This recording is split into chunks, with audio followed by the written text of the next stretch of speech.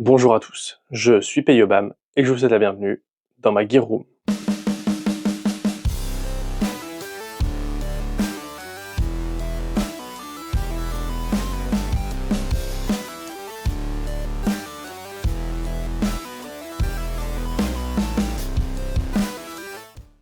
Aujourd'hui, on se retrouve pour continuer la série offerte par Chef Pampan avec la deuxième vidéo qui va sortir sur la sangle Dolg M3. Donc c'est la sangle que j'ai ici. Alors, j'ai volontairement pas regardé de vidéo de comment c'était foutu et comment ça marchait. Pourquoi? Parce que je veux vraiment essayer de comprendre l'intérêt de la sangle, voir comment elle a été construite, et ensuite voir si ça correspond à mes standards, ou en tout cas aux choses qu'on a l'habitude de voir aujourd'hui, ou pas du tout. Donc déjà, au vu de la construction, qui est ici avec une partie mouvante pour fixer, je suppose, au vu de la forme, la crosse, on dirait une sangle 3 points, qui a des avantages et des inconvénients. J'ai toujours eu du mal avec les sangles 3 points. Donc on va voir ce que ça va donner. Pour ça, ce que je vais faire, c'est que je vais prendre mon MP5, vu que je n'ai plus d'AK, je n'ai plus d'M4, donc il me reste qu'un MP5 avec une crosse. On va regarder ça, hein, puis on verra bien. Donc ici, on retrouve mon petit MP5. Sangle 2 points, donc là c'est la Slingster pardon, de chez Ferro Concept. Donc on voit fixé à l'arrière ici, à l'avant ici, rien entre les deux, et on a un système de réglage rapide. Donc je vais la passer. Voilà, donc quand c'est serré, quand la sangle est tirée à fond vers l'avant, c'est serré, ça bouge pas du tout, c'est bien plaqué contre le corps, et dès que je veux pouvoir l'utiliser, parce que là c'est quand même pas tout à fait utilisable, ça pourrait, hein, mais c'est pas optimal, je peux venir ici, tirer, reculer, et du coup j'ai bien plus d'amplitude si je veux faire des changements d'épaule, des choses comme ça.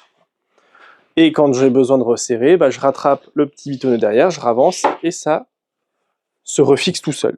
Donc ça c'est plutôt pratique, c'est ce qu'on a l'habitude de voir aujourd'hui. Alors dans un sens ou dans l'autre, celle-là, pour la détendre, il faut tirer vers l'arrière. Pareil sur une sangle MS, etc. de chez Magpul, où il faut prendre la pincette et la tirer vers l'arrière pour la déverrouiller, ou en tout cas pour la rendre plus lâche. Il y en a certaines où il faut tirer vers l'avant, de mémoire, pour qu'elle gagne en allonge.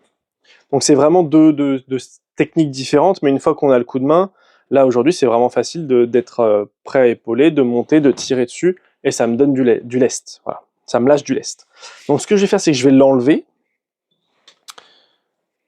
et ensuite on va essayer d'installer l'autre, et puis on va voir si on a une ergonomie, ou en tout cas une facilité d'utilisation qui est similaire à celle-ci. Parce que celle-là, elle est vraiment très très chouette à utiliser. Tac. Hop. Et moi perso, j'adore la Slingster de chez Ferro. Pour moi, c'est la meilleure sangle 2 points que j'ai pu avoir. Voilà. Très clairement, j'en ai eu un paquet.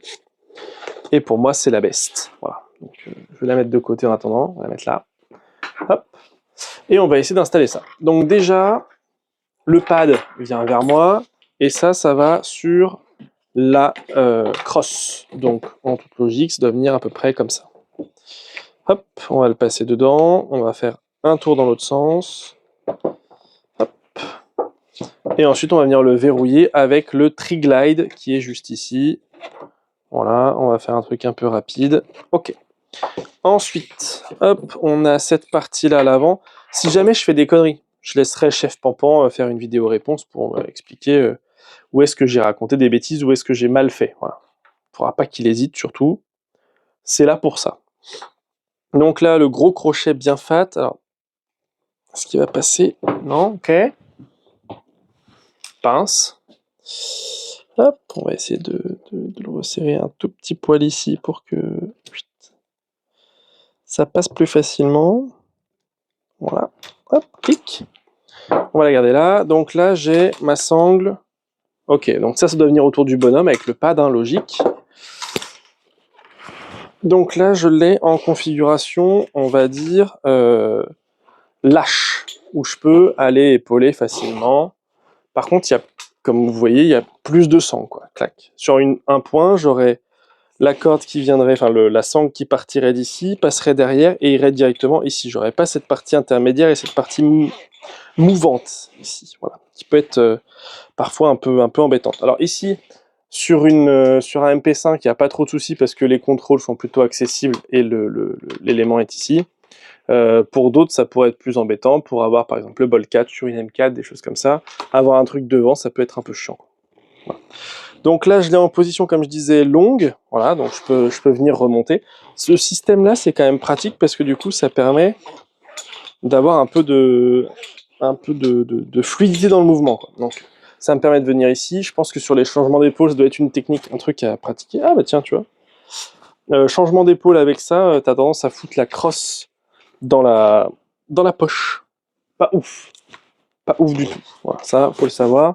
Donc les Russes ne changent pas d'épaule. Voilà, je sais pas comment ils foutent, mais ça passe. À mon avis, il faut le train. Hein. Mais c'est à peu près jouable. Et du coup, je suppose que quand je veux serrer, je prends ce bout-là, là, et je tire dessus comme un âne. Voilà. Et du coup, là, par contre, je suis plutôt serré. Voilà. Donc là, je suis même presque un poil mieux qu'avec la Slingster. Le pad est plutôt bon. Ça a l'air d'être pas mal. Maintenant, pour desserrer, quand j'en ai vraiment besoin et que ça commence à chauffer, je me dis que ça doit être un peu chiant, parce que ça veut dire qu'il faut que je prenne, que je vienne ici, que j'attrape ce petit machin-là, tout petit là, que je le tire vers l'arrière comme ça, pour avoir accès à, du coup, à mon épaulé à peu près sympa, quoi. Et du coup, quand je viens ici et que j'en ai plus besoin, je retire dessus et je peux la repasser là en sautoir. Vraiment, la position sautoir, elle est vraiment pas mal. Ici, je pourrais presque épauler en vrai. C'est pas très confortable parce que j'ai la sangle qui vient m'emmerder ici, mais je pourrais. Et après, derrière, venir comme ça et du coup, là, j'ai un peu plus de liberté, quoi.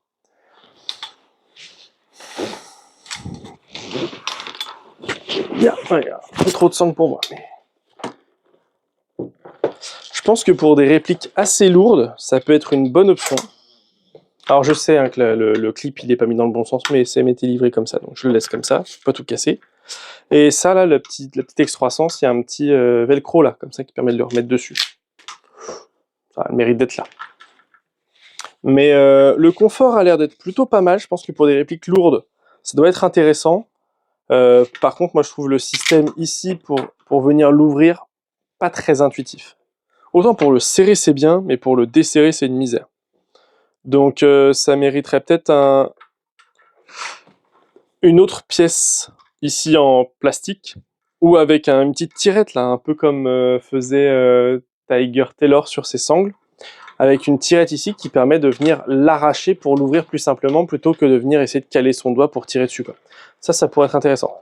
Le clip ici, si ce n'est faire tomber le matériel quand on le porte, je vois pas trop l'intérêt, c'est plutôt ouais, peut-être un peu dangereux pour le matos. Mais du coup, si on l'ouvre, ça ouvre la sangle. Peut-être qu'il y a une nécessité hein, derrière militaire, on va dire, ou opérationnelle ou tactique, mais je serais curieux de le savoir. Je trouve ça intéressant comme sangle. Je pense pas que j'utiliserais ça au quotidien, on va dire, parce que je trouve que la Slingster est plus pertinente pour mon utilisation. Mais ça a le mérite d'être là. Pour des batteuses, ça pourrait être intéressant aussi, parce que ça peut être assez lourd. Et le confort a l'air vraiment là. Et le maintien, quand on l'a en sautoir, est vraiment bon, par contre. Ça, c'est indéniable. Il faudrait voir peut-être avec le drum si ça fait pas chier. Enfin, voilà. Si jamais certains utilisent des Dolg M3 ou équivalentes avec des batteuses, je suis curieux de savoir comment ça se comporte au niveau de l'encombrement, de cette sangle au milieu là qui vient et qui est en plus. Voir comment ça se goupille. Sinon, l'installation, comme vous avez vu, c'est super rapide. Hein. Il suffit d'avoir un crochet à l'avant. Je vais l'enlever. Hop, un petit crochet à l'avant. Hop. Un crochet à l'avant. Une crosse, de préférence pleine, hein, de ce que je vois, à l'arrière. Et puis c'est parti. Hein. Enfin, crosse pleine ou même crosse triangle, mais crosse rabattable, je suis pas sûr que ce soit terrible. Il faut plutôt une crosse type AK, je pense que c'est vraiment, vraiment top. Mais c'est intéressant à tester. Je pense qu'il faudra le tester sur le terrain en plus long terme, parce que là, je passe d'un truc 2 points sur lequel j'ai l'habitude, à un truc 3 points un peu bizarre. Mais c'était plutôt chouette comme truc. Maintenant, je vais remettre ça, et puis ben, je vais boire un coup à la santé de Chef Pampan, hein, du coup, cette longue vie. Et moi, il me reste à espérer que la vidéo vous aura plu. Si c'est le cas, n'hésitez pas à lâcher un like, un commentaire. Alors, merci Chef Pampan dans les commentaires. De vous abonner à la chaîne, d'activer la cloche de notification. Dans la barre de description, vous retrouverez un lien vers la page Facebook, page Instagram. Je mettrai aussi, en fonction de ce que conseillera, me demandera Chef Pampan, les liens vers ses réseaux et sa chaîne YouTube. Si jamais vous y êtes pas déjà allé, eh ben n'hésitez pas. Il fait beaucoup de revues de répliques, upgrade, matos, enfin voilà, c'est plus basé sur ce que j'ai là que ce que j'ai là, donc c'est assez complémentaire, c'est cool. Et puis bah voilà, hein, la roue du forçage est maintenant terminée, c'est tout pour moi. Fin de communication.